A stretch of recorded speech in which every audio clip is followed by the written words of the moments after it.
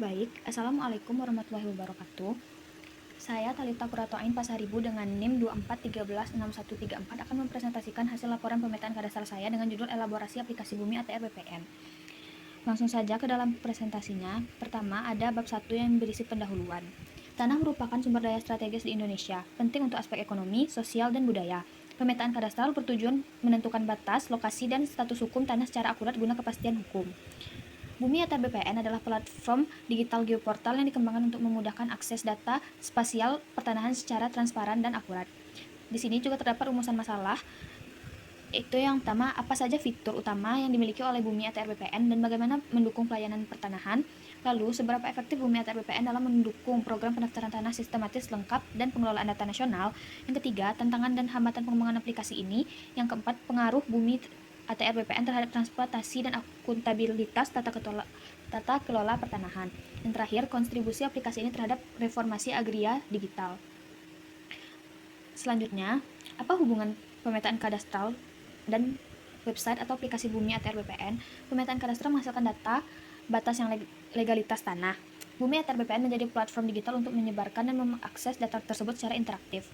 Aplikasi ini dapat meningkatkan transparansi dan kemudahan akses data pertanahan bagi masyarakat dan pemangku kepentingan. Selanjutnya, sejarah dan profil singkat Bumi ATR BPN.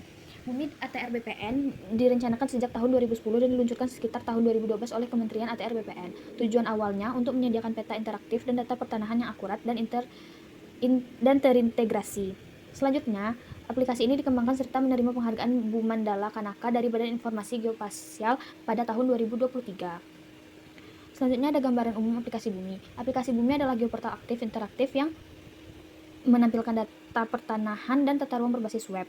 Yang kedua, lalu menyediakan akses data spasial yang otoratif untuk masyarakat, pemerintah, akademisi, dan pelaku usaha.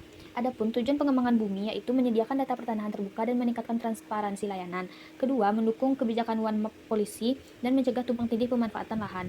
Lalu memperkuat pengambilan keputusan berbasis data. Apa saja fitur utama Bumi ATR BPN? Yang pertama, terdapat peta pertanahan, peta tata ruang, peta dasar dan tematik, dan layanan publik. Manfaat aplikasi Bumi itu bisa memudahkan masyarakat mengakses informasi status dan batas tanah, mendukung pemerintah dalam perencanaan tata ruang dan mengelola aset negara, dan membantu investor dalam analisis lokasi dan kepastian status tanah. Adapun sasaran pengguna dari aplikasi Bumi ATR BPN yaitu masyarakat umum, profesional pertanahan, pemerintah, akademisi, serta lembaga terkait. Di sini bisa dilihat cara atau fitur-fitur yang terdapat di dalam aplikasi Bumi ATR BPN.